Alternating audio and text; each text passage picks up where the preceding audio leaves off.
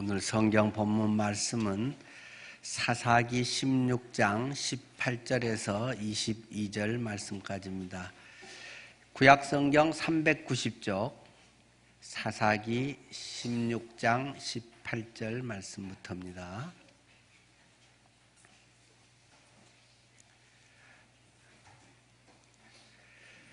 들릴라가 삼손이 진심을 다 알려주므로 사람을 보내어 블레셋 사람들의 방백들을 불러 이르되 삼손이 내게 진심을 알려주었으니 이제 한 번만 올라오라 하니 블레셋 방백들이 손에 은을 가지고 그 여인에게로 올라오니라. 들릴라가 삼손에게 자기 무릎을 베고 자게 하고 사람을 불러 그의 머리털 7가닥을 밀고 괴롭게 하여 본즉 그의 힘이 없어졌더라. 들릴라가 이르되 삼손이여 블레셋 사람이 당신에게 들이닥쳤느니라 하니 삼손이 잠을 깨며 이르기를 내가 정과 같이 나가서 몸을 떨치리라 하였으나 여호와께서 이미 자기를 떠나신 줄을 깨닫지 못하였더라. 블레셋 사람들이 그를 붙잡아 그의 눈을 빼고 끌고 가사에 내려가 놋줄로 매고 그에게 옥에서 맷돌을 돌리게 하였더라. 그의 머리털이 밀린 후에 다시 자라기 시작하니라. 아멘. 오늘은 이 본문의 말씀을 중심으로 해서 교회진흥원의 기획조정실장이신 박찬익 목사님이 말씀을 전해주시겠습니다. 진흥원이 우리 교단에 굉장히 중요한 역할을 하고 우리 교단에서 다른 교단이 부러워할 정도로 또 진흥원에 여러 많은 교재나 좋은 점들이 많이 있는데요. 이 일을 중심적으로 또 하고 있는 것을 여러분들에게도 잠깐 또 알려주기도 하고 우리 교회가 후원도 하고 있는데 우리 팀장님이 말씀 전하는 것과 함께 그런 여러 가지를 또 우리와 함께 나누도록 하겠습니다. 삼손에게 주신 은혜 그런 제목으로 오늘 말씀을 전하실 텐데 함께 은혜의 장소로 나가겠습니다.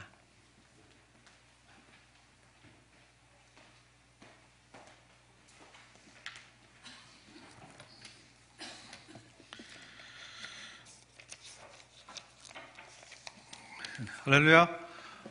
예, 반갑습니다. 오늘 사실 1부 예배와는 달리 또 2부 예배 때 또 힘있는 찬양으로 또 이렇게 예배를 하나님께 영광 올려드리는 모습이 굉장히 저를 좀 흥분시켰거든요. 그런데 또 한편으로 이 앞에 이렇게 말씀을 전할 수 있도록 허락해 주신 우리 김현 목사님뿐 아니라 우리 또 제가 신학교 다닐 때 저희 선생님이셨던 우리 권전성 목사님 앞에 계셔가지고 한편으로는 또 이렇게 시험 보는 듯한 느낌도 있습니다. 저는 교회진흥원에서 기획조정팀장으로 섬기고 있는 박찬익 목사입니다. 우리 교단에는 모두 11개의 산하기관이 있는데요. 총회 밑에 그 중에 신학교가 우리 목회자들을 양성하는 교육기관이라고 한다면 우리 교회진흥원은 우리 목사님들, 목회자들의 연장교육, 졸업 이후에 목회 현장에서 필요한 것들을 준비시키고 훈련하고 하는 이 연장 교육을 또 담당하고 있고 또 교회가 주일학기부터 작년에 이르기까지 교회에서 사용할 수 있는 여러 가지 신앙 훈련 교재들을 만들고 있습니다. 하나님을 경험하는 삶이라든지 또 새신자들을 공부시키는 새신자 훈련 총사라든지 이런 훈련 교육 교재를 저희들이 계속해서 내고 있고요. 또 우리 목사님들 연장 교육을 위해서 각종 세미나, 교회에 필요한 전도 방법들을 개발해서 보급하고 또 성경 교재들을 개발해서 보급하는 일을 하고 있습니다. 또 우리 성도님들이 읽으실 수 있는 다양한 그 경건 서적들, 그런 것들을 또 출판하고 있고요. 뿐만 아니라 이런 교재들을 만들고 난 다음에 보급하는 일도 하고 있습니다. 그래서 특별히 우리 교회들 중에서 이런 훈련 교재들을 구입하기가 좀 어려운 교회들이 적잖게 많이 있습니다. 우리 침례교회가 전국적으로 한 3,200에서 3,300개 교회가 있다고 저희들이 통계를 갖고 있는데요. 그 중에서 우리 교단에서 100명 이상 출석하는 교회는 그중에 한 15% 정도를 지금 생각하고 있습니다. 그러니까 그 이하의 교회들은 이런 심지어는 성경이라든지 찬송이라든지 이런 것들을 구입하기가 어려운 미자립 교회들이 많이 있고, 또 농촌에도 농어촌 교회들이 어려운 교회들이 많이 있고, 특별히 또 선교지에서 선교 사역을 하는 데 있어서 필요한 교재들을 또 필요로 하는 부분들이 있는데요. 그래서 저희들이 그 부분들은 저희 진흥원에서 무상으로 그렇게 보급을 하고 있습니다. 그래서 그 교재와 이런 것들을 공급하기 위해서는 적잖게 비용이 드는데, 그런 부분들을 우리 후원금으로 그렇게 사역을 감당하고 있습니다. 감사하게도 금년부터 우리 늘푸른 교회에서 또 이렇게 교회적으로 후원을 해주시고 있어서 얼마나 감사한지 모르겠습니다. 그리고 또 개인적으로도 또 후원을 하실 수 있기 때문에 저희들이 작게나마 이런 후원 설명과 관련된 용지를 저희가 준비를 했습니다. 그래서 여기 보면 적게 5,000원부터 해가지고 여러분들이 한 구자씩 이렇게 후원을 해주시면 그런 선교지와 미자립 교회에 이런 훈련 교재들을 공급하는 일에 여러분들이 문서 선교로 참여하실 수가 있겠습니다. 저희 사역이 이렇게 펼쳐지고 있는 이유는 주님께서 우리에게 명령하신 마태복음 28장 19절 20절의 말씀이죠. 땅끝까지 복음을 전하라는 그 사역을 감당하기 위해서입니다. 그래서 오늘 그 사역들을 소개하면서 하나님께서 우리에게 복음으로 주신 은혜가 어떤 것인지를 오늘 본문의 말씀을 통해서 좀 나누기를 원하는데요. 한 가지 이야기를 시작하면서 좀 나누기를 원합니다. 오래전에 브라질에서 그 콜롬비아라고 하는 접경 국가에 매일 오토바이를 타고 출퇴근하다시피 하는 노파가 있었다고 합니다. 그런데 이 노파가 오토바이를 타고 갈 때 항상 이 뒤에 뭔가 이렇게 뭉치가 되는 이렇게 주머니를 하나 매달고 다니더라는 것이에요. 그래서 국경 검문소에서 이 혹시 무슨 뭐 마약이나 혹은 이런 것들을 밀수하는 게 아닌가 해가지고 검사를 해봤다는 거죠. 근데 검사를 할 때마다 나오는 건 모래밖에 없다는 것이에요. 그 주머니를 이렇게 열어보고 뜯어보면 항상 모래밖에 안 나왔다는 거예요. 그래서 한 달쯤 지난 다음에 이 국경 검문소에 일하는 분이 그 노파를 그날은 이제 멈춰놓고 이제 이렇게 물었답니다. 도대체가 그 매일 수상하게 모습으로 늘 이렇게 그 나라를 이렇게 왔다 갔다 하는데 내가 무슨 좀 불법적인 일이 있더라도 체포하지 않을 테니까 솔직하게 한번 말해보라고. 도대체 왜 이렇게 매일매일 그렇게 수상한 그 주머니를 달고 다니는 거냐. 모래만 있을 일은 없을 것 같은데 하면서 물어봤다는 거예요. 그랬더니 그 노파가 그 검문소 경비원의 귓속에다 대고 이렇게 얘기했답니다. 뭐라고 얘기했을까요? 뭐 웃으시는 분이 있는 거 보니까 아는 것 같기도 하고요. 노파가 이렇게 얘기했답니다. 귀에다 귓속말로 사실은 오토바이를 밀수하고 있어요. 뭐 매일 뒤져봐야 뻔했는데 사실은 그게 아니었다는 거죠. 오늘 우리가 읽는 이 본문의 말씀 삼손의 이야기는 어떻습니까? 여기 보니까 연배가 많으신 성도님들도 많으신데요. 교회 신앙생활을 오래 하시면서 얼마나 달고 닿게 들으셨을까요?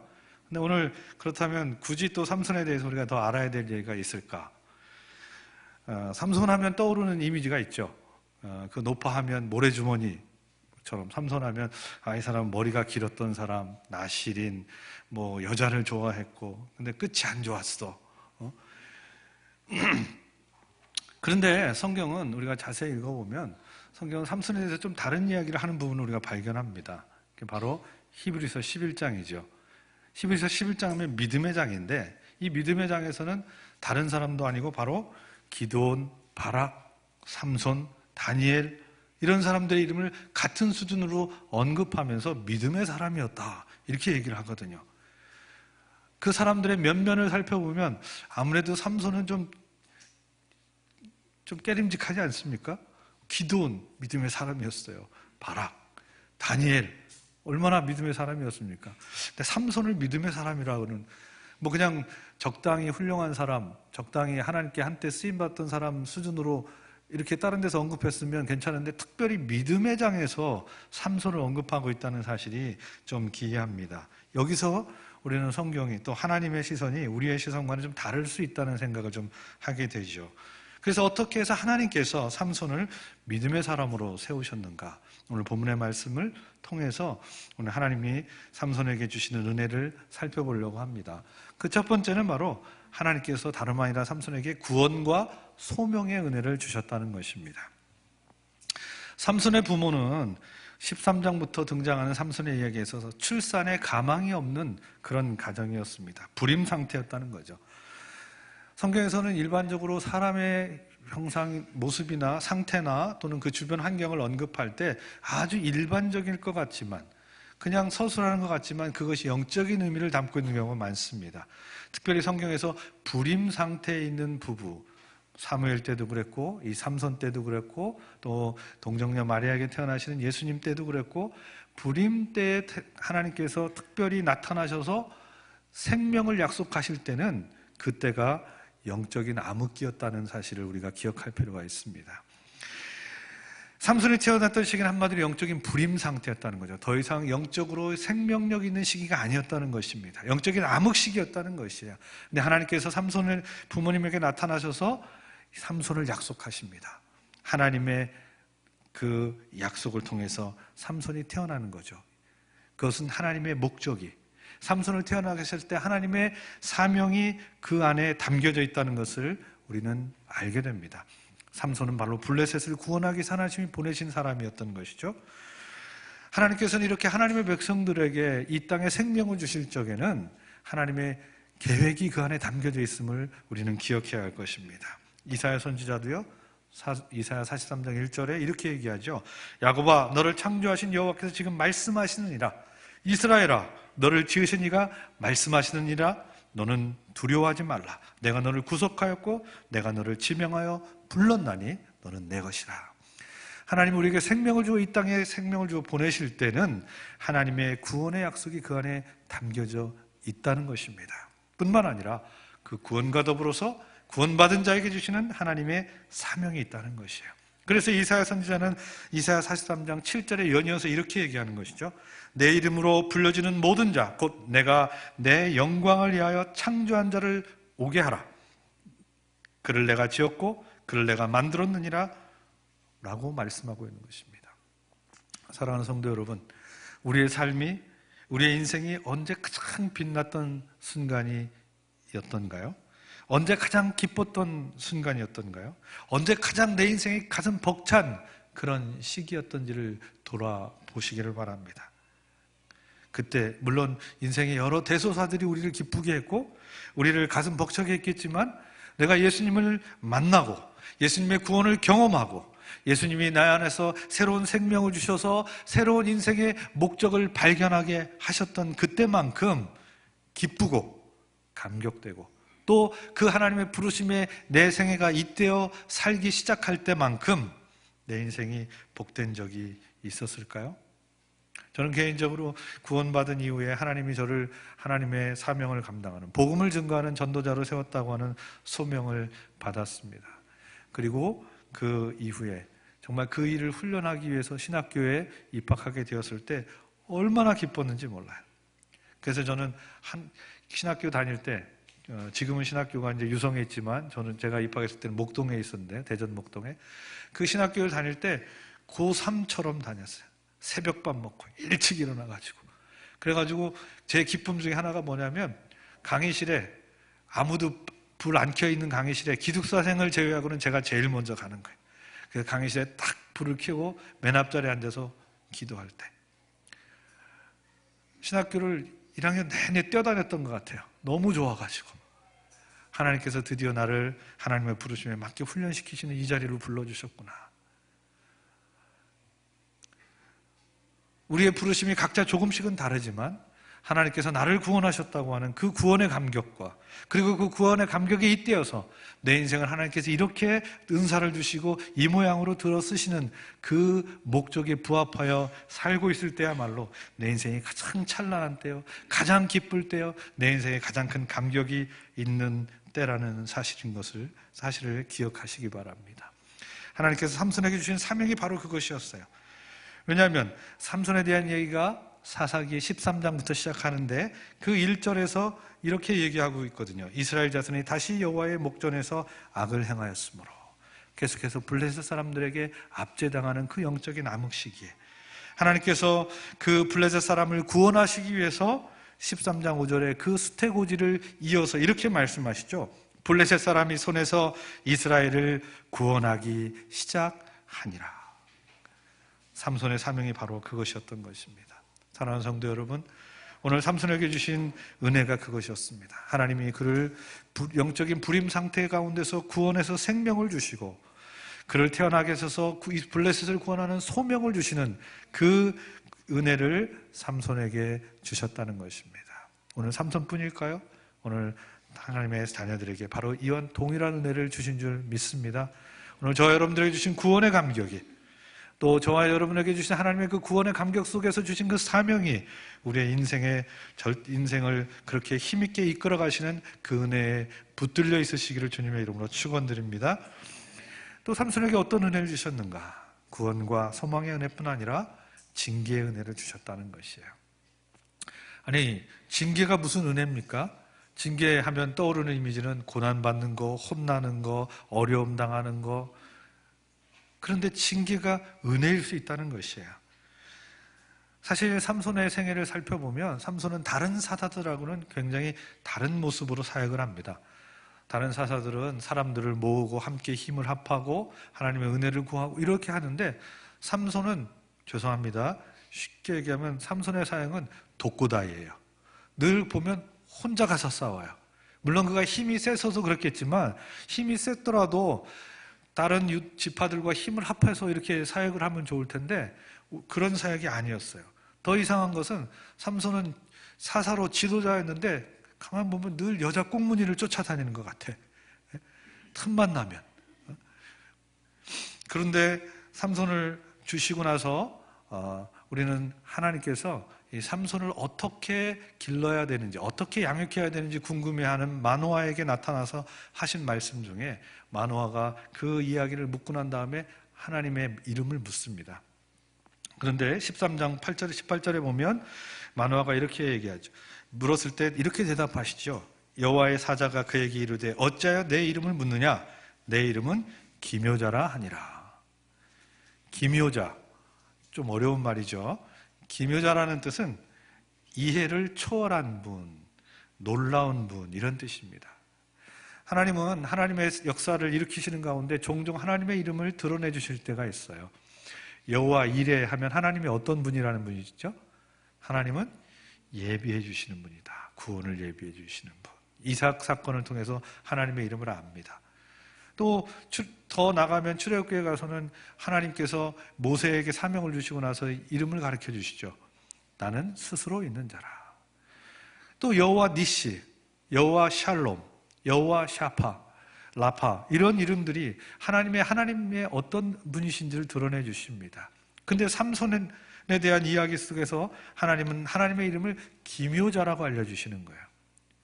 여기에는 여러 가지 의미가 있을 것입니다. 1차적으로는 인간적으로는 불가능한 불임 가정에서 잉태를 항해하시는 분.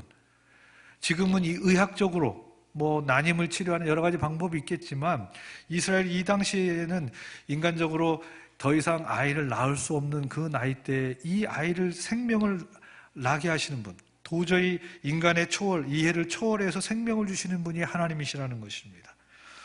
또 삼손을 통해서 블레셋을, 이스라엘을 구원하시는 분이 하나님이시라는 것이죠. 그런데 어떤 방법으로? 이전에 이 사사들과는 정말 다른 방식으로, 아니 어떻게 이렇게 호색한처럼 보이는 사람이 이스라엘의 지도자가 될 수 있는가? 이스라엘을 구원할 수 있는가? 어떻게? 그런데 하나님은 아주 특별한 방식으로 그렇게 일을 행하시는 분이신 것을 거기서 나타내 주신 것이죠.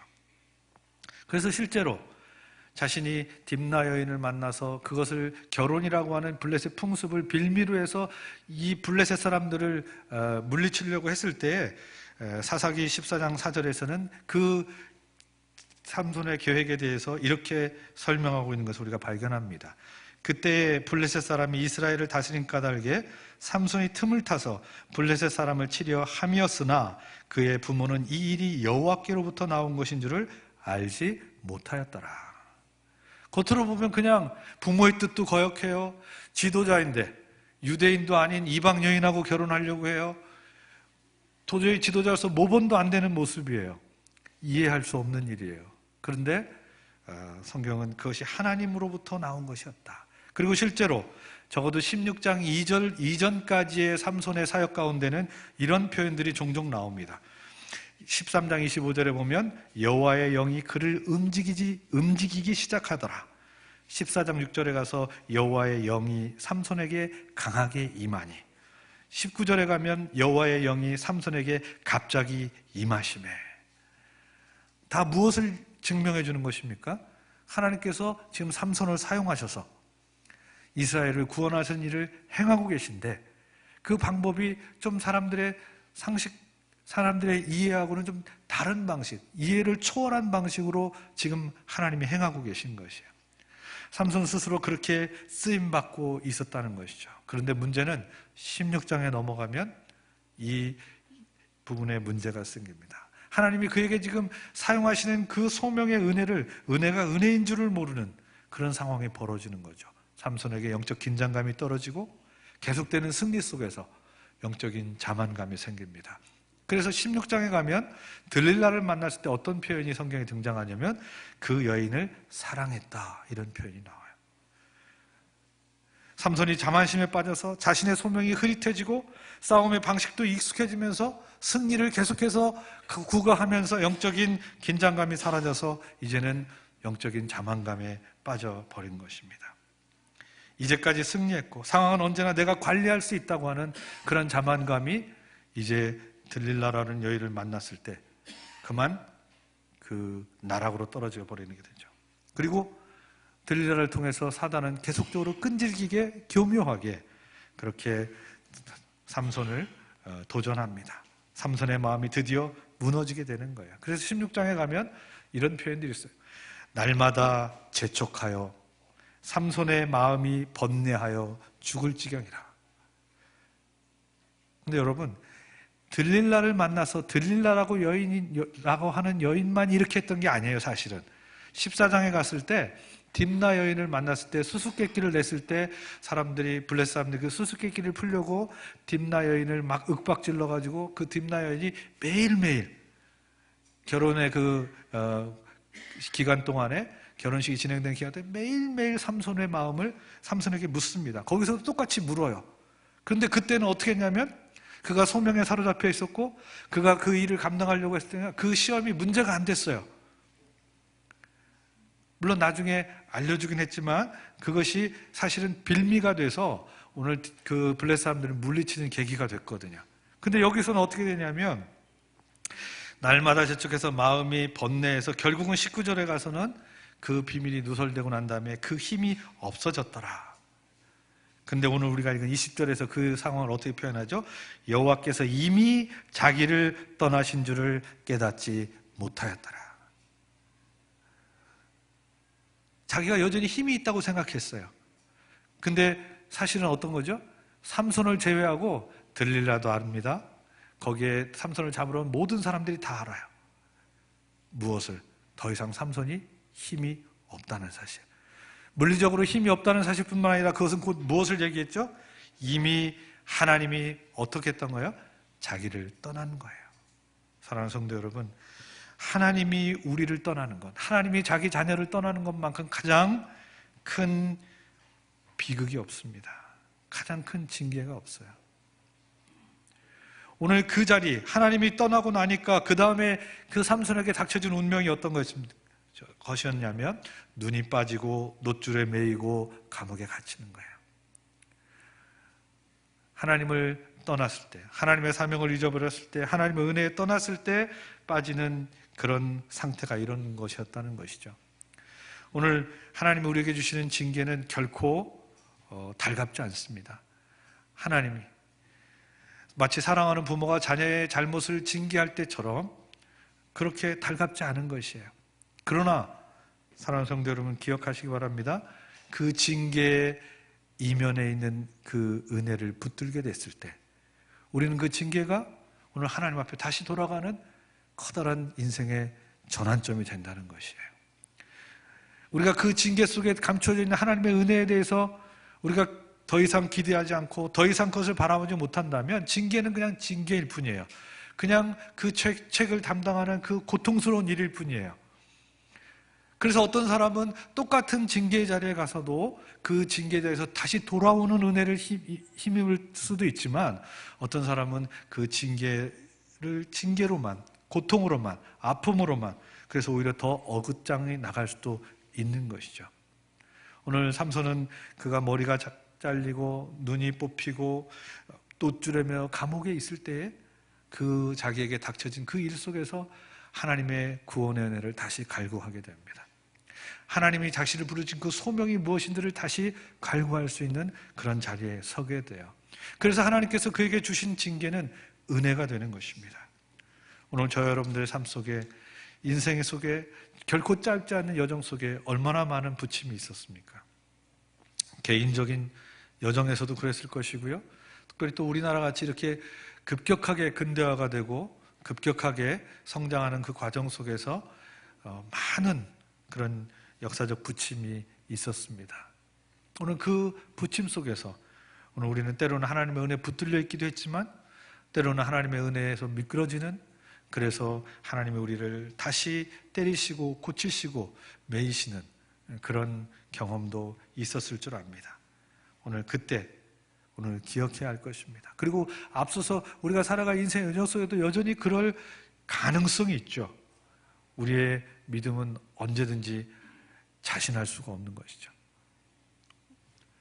그때라도 우리가 늘 기억해야 할 것은 하나님이 우리를 징계하실 때 여전히 그 징계에는 하나님의 사랑이, 하나님이 우리를 붙들고 있는 그 은혜의 그 줄이 있다는 사실을 기억하시길 바랍니다. 그래서 좀 고통스럽고 좀 어렵더라도 오늘 우리가 절대로 포기하지 말아야 될 것은 바로 우리가 하나님과의 관계, 하나님의 임재를 구하는 은혜, 오늘 그 자리에 서게 되시기를 주님의 이름으로 축원드립니다. 마지막으로 하나님은 어떻게 삼손에게 은혜를 베푸셨는가? 오늘 우리가 읽은 22절은 이렇게 기록하고 있죠. 우리 같이 한번 읽어볼까요? 22절 시작. 그의 머리털이 밀린 후에 다시 자라기 시작하니라. 머리가 다시 자르고 난 다음에 자라는 것은 자연스러운 일입니다. 근데 성경이 굳이 이 이야기를 기록하고 있는 거예요. 머리가 다시 자랐다. 아니 이 기록을 안 한다고 해서 삼손의 머리가 그 다음부터는 안 자랐다, 이런 건 아니잖아요. 근데 이렇게 자연스러운 이야기를 기록한 이유는 단지 이것이 자연적인 현상만이 아니라는 것입니다. 짧아진 머리가 길어지는 것은 단지 자연스러운 일이기만 하다면 굳이 기록할 필요가 없을 텐데 바로 그 이야기를 통해서 삼손의 출생과 그 소명을 그가 살았을 때보다 더 극적으로, 더 갑절 이상으로 이루는 이야기가 그 다음에 이어지고 있다는 것이죠. 그래서 26절과 28절에는 삼손이 그 사명을 재각성하고 30절에서는 삼손의 사명을 완수하는 그 절정의 이야기가 있습니다. 단지 회복이라고 하는 것이 그 이전 상태로 돌아가는 수준만 이야기한다면 우리는 그닥 그것도 좋은 일이긴 하지만 큰 소망을 갖기는 어려울 것입니다. 그러나 성경은 우리를 어떤 존재라고 얘기하냐면 성도가 바라는 것이 이 생의 삶이 전부가 아니며 부활이야말로 성도의 가장 큰 소망을 말하고 있는 것이에요. 왜냐하면 삼손이 물론 마지막에 그 힘이 회복돼서 자기가 살았을 때보다 더 많은 사람들을 죽이면서 이스라엘을 구원하는 그런 역할을 마지막으로 감당했다고 하는 사실이 우리를 위로를 주긴 하지만, 그러나 결국 그 끝은 어땠다는 거예요? 육신의 생명이라고 하는 그 기간만 바라보면 죽은 거죠. 마지막에 원수 갚고 죽은 거예요. 거기까지만 이야기를 하면 우리는 우리의 그 감동은 좀 덜할 것입니다. 그런데 성경은 무엇을 얘기하고 있어요? 우리가 바라는 것이 이생뿐이면 우리가 가장 불쌍한 자라. 그의 인생이 육신의 생명이 그렇게 끝나는 것으로 끝나지 않고 그의 영혼이 하나님과 함께 있어, 다시 말로 얘기하면 우리의 인생은 우리의 육신에 사는 이 기간만이 아니라 오늘 그의 영혼이 하나님과 함께 있어 이제 히브리서 11장에는 그를 믿음의 사람으로, 하나님과 함께 한 사람으로 그렇게 기록하고 있는 것을 우리가 발견하게 된다는 것입니다. 하나님께서 누가 봐도 실패하고 가망이 없던 그 자리에 있는 삼손에게 은혜를 베푸셔서 그의 마음의 중심으로부터 회개를 돌이키게 하시고 이제 육신의 삶뿐만 아니라 그의 영혼의 삶이 하나님께로부터 그렇게 회복되고 또 그렇게 인정받는 것으로 연장되었다는 것입니다. 오늘 이 이야기를 통해서 하나님이 우리를 장차 이 땅에서뿐만 아니라 하나님 나라, 영원한 나라, 그 나라까지 잇대어가는 그 부활의 소망으로 살게 하시는 그 은혜를 우리가 바라볼 수 있어야 될 줄로 믿습니다. 오늘 이 삼손의 이야기는 그래서 오늘 이 땅에 사는 동안 우리에게 이 땅에 보내주신 그 구원과 소망, 그리고 인생의 여정 속에 있는 여러 부침 속에서 다시 회복될 수 있는 징계로를 통하여 회복해 주시고 뿐만 아니라 이 땅뿐만 아니라 영원한 나라를 바라보며 소망하며 살아갈 수 있는 그 은혜를 바라보게 합니다. 그런데 사랑하는 성도 여러분, 삼손에 대한 이야기가 만일 여기까지라면, 그래서 삼손이 이 사사기의 주인공이라면 우리는 성경의 그 더 중요한 부분을 행여나 놓치게 될 우려를 범할 수가 있습니다. 사실 사사기는 21장까지 있는데 13장부터 16장까지 이렇게 많은 분량을 기록하고 있는 사사는 삼손밖에 없거든요. 단순히 삼손이 중요하고 삼손을 본받자는 이야기가 아닙니다. 삼손을 나시든으로서 삼손이 되게 하신 하나님을 봐야 될 줄로 믿습니다. 삼손에게 주신 사명을 통해서 이스라엘을 블레셋의 압제로부터 실패함 없이 구원해내시는 하나님의 그 의지를 봐야 될 줄로 믿습니다. 오늘 기묘자라고 하는 이름을 성경이 이야기하고 있을 때 성경학자들은 이 기묘자가 바로 예수님이라 이렇게 해석하는 분들도 있습니다. 그것은 바로 삼손 이야기 속에서 이미 복음이, 구원의 이야기가 그렇게 하나님이 구원을 위하여 일하시고 또 구원의 이야기가 그 안에 담겨져 있음을 우리에게 보여주고 있는 것이죠. 그 복음, 그 구원의 이야기, 그 하나님의 실패함 없는 그 계획의 이야기가 지금 진행되고 있다고 하는 사실. 그래서 거기에 나타나는 이야기 속에서 우리는 실패함 없이 구원을 이루시는 그 하나님을 발견해야 될 줄로 믿고, 또 실패함 없이 하나님의 자녀들의 사명을 이루게 하며 살게 하시는 그 하나님, 그리고 인생의 여정 속에 우리가 이해할 수 없던 많은 일들이 있지만 그 이해할 수 없는 그 일 속에서도 여전히 우리를 붙들고 계시고 여전히 하나님의 자녀들을 통해서 하나님이 행하고 계신 그 하나님의 손길을 우리가 발견해낼 수 있어야 될 줄로 믿습니다. 그래서 삼손의 이야기는 단지 믿음의 아주 영웅적인 어떤 사람의 이야기가 아니라 그 사람을 통해서 행하시는 그 하나님의 구원과 하나님을 보게 하시는 하나님의 의도가 담겨져 있다는 것입니다. 오늘 저는 이 말씀을 마무리하면서 교회에 와서 여러 가지 목사님과 교제를 하면서 교회의 상황들, 교회가 어떻게 섬기고 있는지를 보게 됐어요. 참 기뻤는데 보니까 여기 기본을 다지는 해라는 말씀이 있었어요. 그래서 이 말씀 속에서 이 말씀의 마무리를 사실은 저는 그렇게 준비해 왔거든요. 그래서 우리가 인생의 여정 속에 참 길면 길고 짧면 돌아보면 짧을 수 있지만 적잖게 긴 인생 여정 속에 우리가 이 말씀 속에서 어떤 교훈을 받아야 될까? 바로 믿음의 기본기에 충실해야겠다, 이런 결론을 가지고 왔는데 보니까 믿음의 기본을 다지는 해라고 써 있어가지고 참 하나님의 은혜가 귀하다라는 생각을 다시 한번 하게 합니다. 믿음의 기본기가 뭡니까? 바로 우리가 구원과 소명의 은혜에 붙들려 있는 것이에요. 우리가 하나님의 인재에 매 순간 붙들려 있는 것이에요. 그리고 이 사명을 완수하고 하나님 나라에 우리가 이르기까지 영원에 잇대어 사는 삶, 그것이 우리 인생을 가장 보석같이 귀하게, 가장 찬란하게, 가장 기쁘고 감격 있게 살아가는 그런 비결이 되는 줄 믿습니다. 오늘 저와 여러분들이 하나님 앞에 부르심의 모습은 조금씩 다를 수 있습니다. 받으신 은사는 조금씩 다를 수 있습니다. 하나님의 나라를 이뤄가기 위한 소명은 조금씩 다를 수 있어요. 그러나 개인적으로도 그렇고 우리 교회적으로도 그렇고 저도 그렇고 또 기관에서 사역하는 이 기관들도 그렇고 우리가 정말 하나님 앞에서 하나님 나라의 영광을 위하여 부르심 받은 이 귀하고 복된 부르심 앞에 끝까지 믿음의 경주를 감당하시고 이 은혜에 붙들려 있게 되시기를 주님의 이름으로 축원드립니다. 우리 다 같이 주신 말씀을 붙들고 한번 기도했으면 좋겠습니다. 하나님 아버지,